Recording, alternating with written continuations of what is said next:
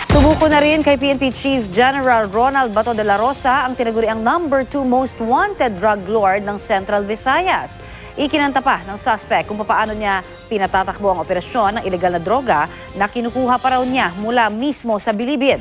Hindi naman maiwasan ni de la Rosa na magpuyo sa galit sa mga nakaharap na pulis na idinadawit sa ilegal na droga. At mula po sa Camp Crame, may ulat on the spot si Mariz Umali.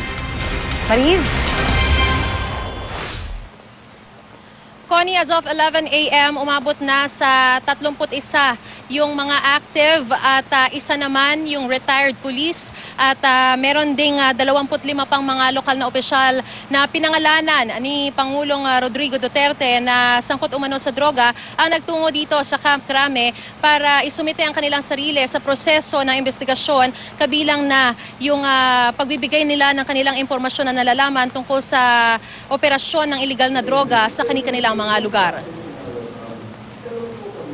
Dahil nga sa pinaigting na kampanya ng pamahalaan Duterte kontra droga at sa mga sangkot dito, kahit hindi pinangalanan ay napasuko na rin ngayon kay PNP Chief Ronald Bato de la Rosa sa Camp Crame. Ay nagtungo sa Camp Crame ang tinaguriang number 2 most wanted drug lord ng Central Visayas na si Franz Sabalones. Pumapangalawa siya sa napaslang na drug lord na si Jaguar Diaz.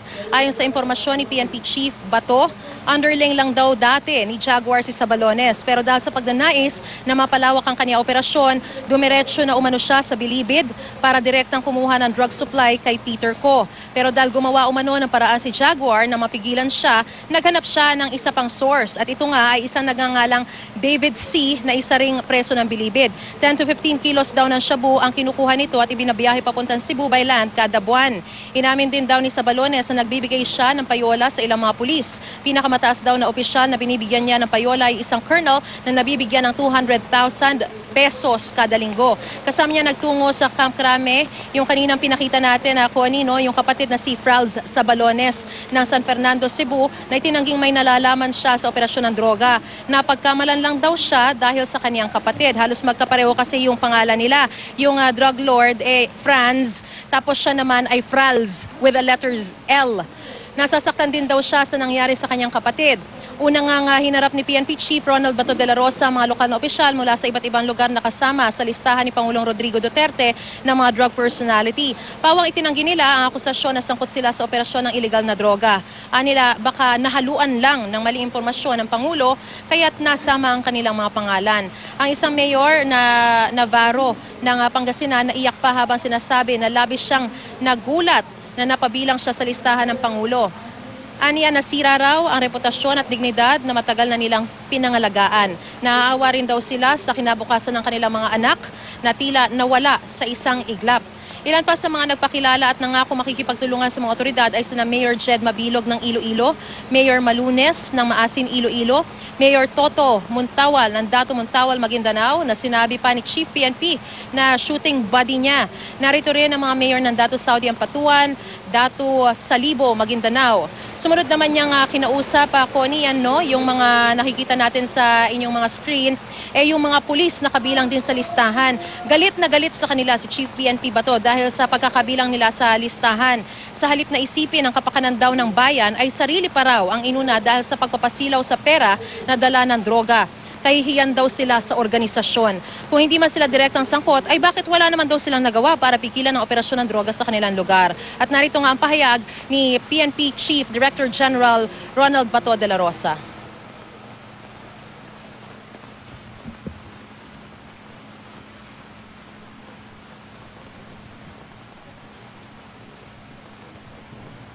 After this, hinarap ko kayo. Sana lalaki kayo kausap. After this, kung na-implicate ang pangalan niyo, papatayin ko kayo. Ha? Papatayin ko kayo. Hindi ako mag-ningiming sabihin yan. Pag ma-involve yung pangalan niyo, after this, nag-usap tayo. Papatayin ko kayo. Ha? Sobra yung ginagawa. Ayaw na ayaw ko yung pulis. Pulis kasama sa... Hindi para mangulikta ng pera sa droga. Ha!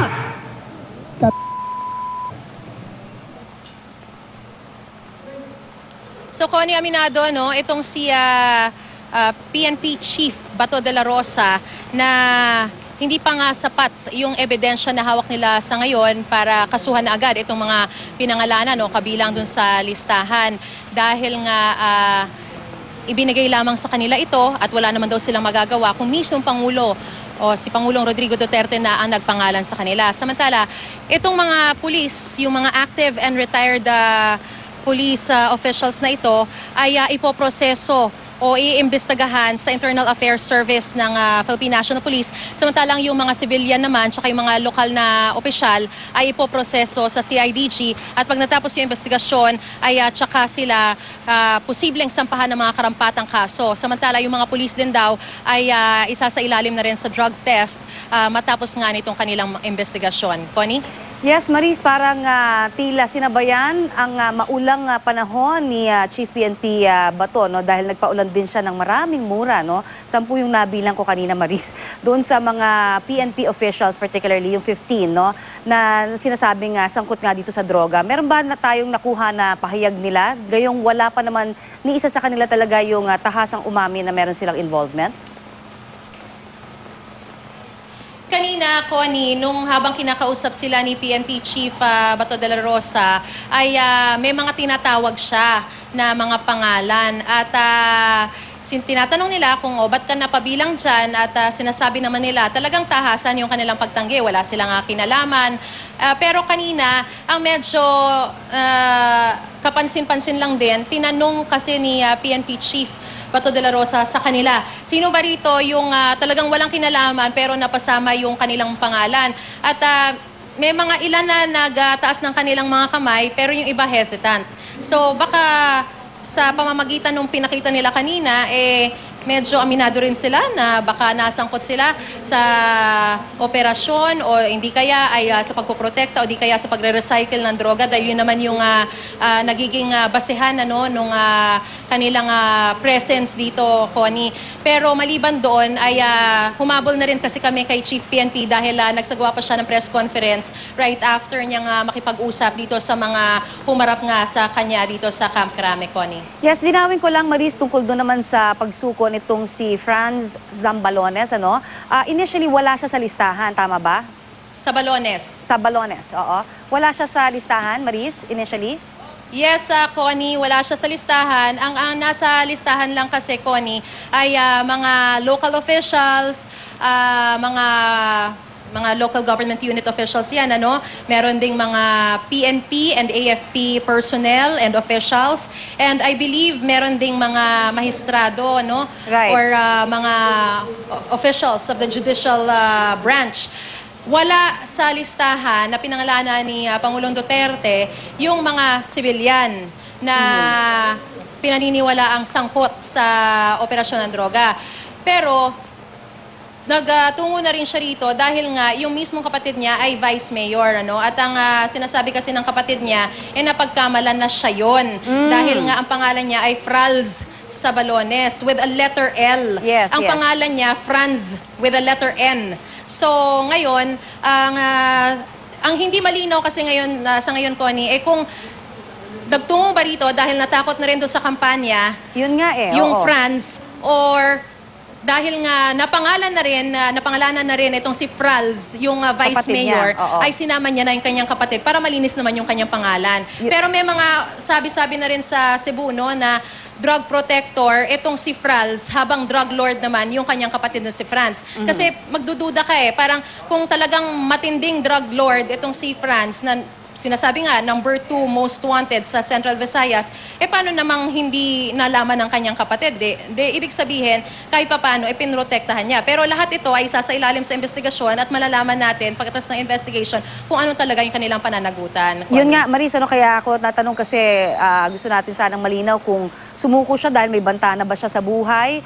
Pero of course, yan ay hindi pa rin malinaw hanggang sa ngayon. Yung gusto lang natin malaman din dahil meron pang sinasabing panibagong listahan, Maris, ng mga governors at congressmen naman.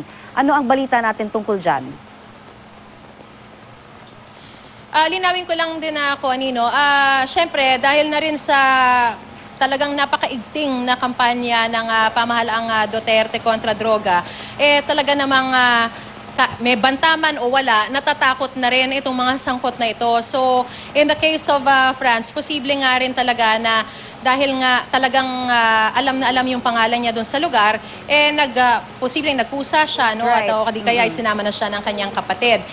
Samantala, doon sa listahan naman, bagong listahan, ang sinasabi lang sa atin ni PNP Chief Bato de la Rosa, meron pang mga susunod. Pero ang listahan kasi na yan ay hindi kasi sa kanila nanggagaling, kundi hinihintay nila mismo kaya Pangulong Rodrigo Duterte. So every time we ask kung meron na bang update kung sino-sino pa yung mga susunod, lagi nilang sinasabi na let us leave it to the Mayor-President, referring to President Rodrigo Duterte. At pagka binanggit niya na yung mga pangalan na ito, tsaka na lang sila sususog ng investigasyon, Connie. Maraming salamat sa iyong update na yan, Maris Umali.